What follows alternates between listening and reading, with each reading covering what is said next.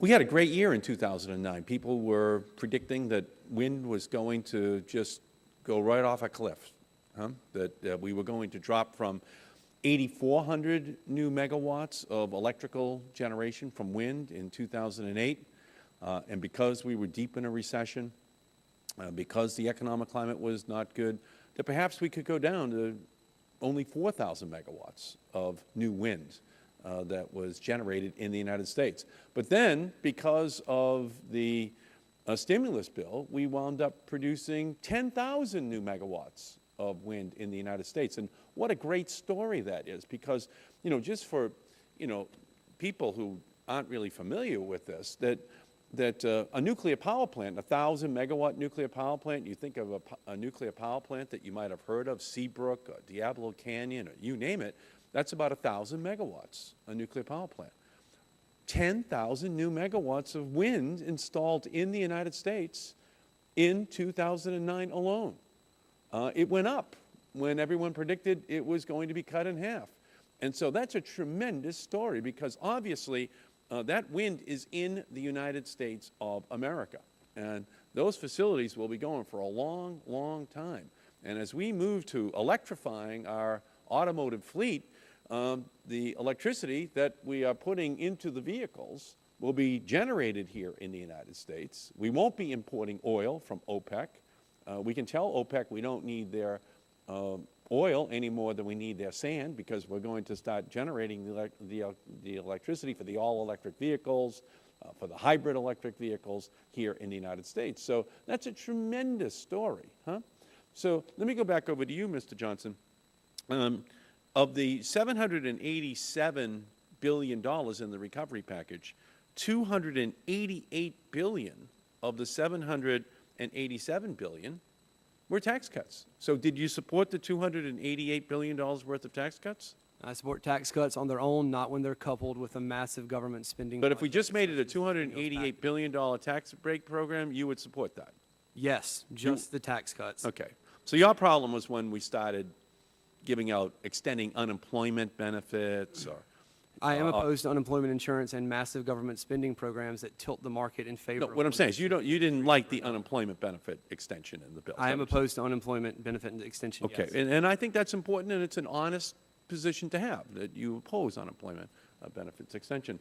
We're going to try to strap Congressman Cleaver in over here, okay, as he's listening to this.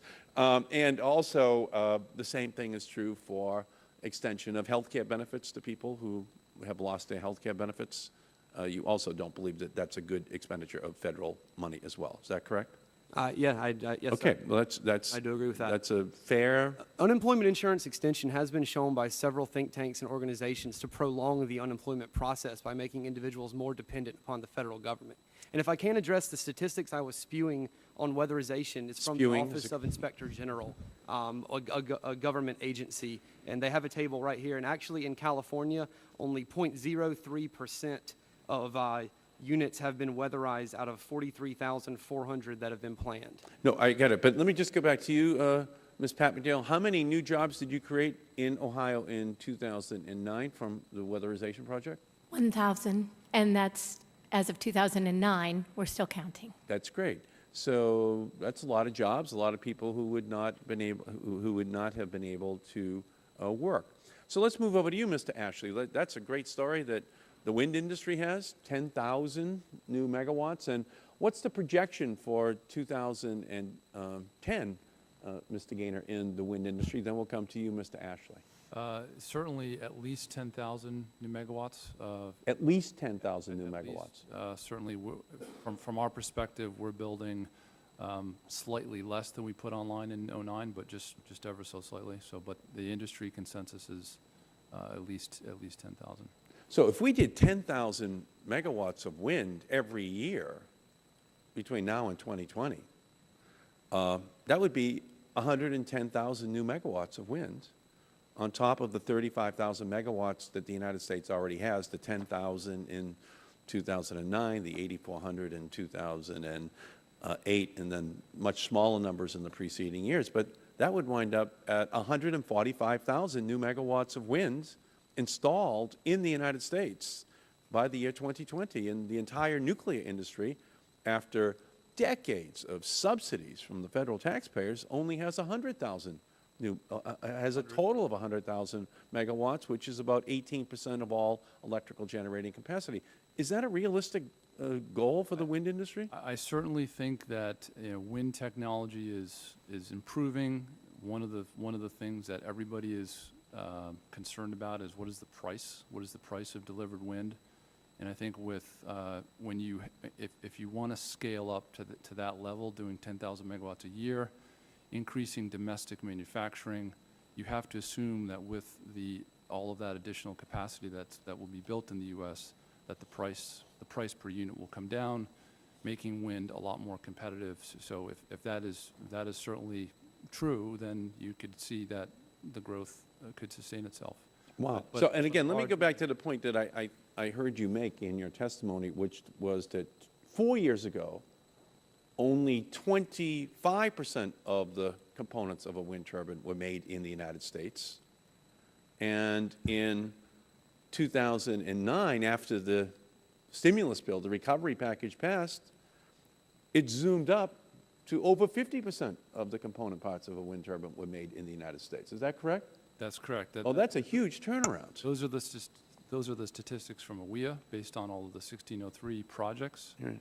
And again, we would expect that to continue as if you're going to keep adding megawatts, wind turbines are big, they're difficult to transport, so having them made locally makes a lot more sense. So Right, no, that sounds great. So you're saying during the Bush administration, 25% of wind turbine component parts were made in the United States. During the Obama administration, the percentage doubled to over 50%. So that's a huge shift from the Bush administration, which was clearly allowing for these component parts to be built overseas, that we had to import them from other countries. And clearly the Bush administration was just turning a blind eye to this incredible drain of revenue. But under the Obama position, we now see a dramatic increase in domestic production. We see a capacity being built here in our country, and a turnaround from this Bush administration era perspective that had us importing oil from OPEC. In fact, President Bush over there asking the Saudis to please produce a couple of more million barrels of oil a day in April of 2008, even as the wind turbines that we were installing in our country were being imported from other countries as well. What a disastrous policy for our country. So now, with this installation of new renewable energy resources in our country, we see more domestic production.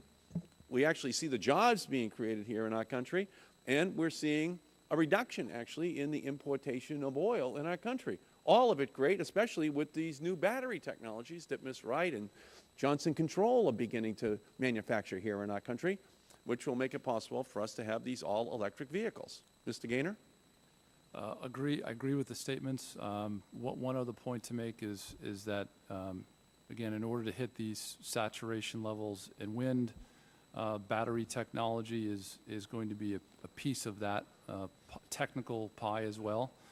And as I mentioned in my comments, we were awarded a conditional commitment from the DOE for one of our projects in Hawaii that we're building this year. It's a wind farm on the north shore of Oahu, coupled with a battery energy storage system that is actually made by a domestic manufacturer called Extreme Power. So Great.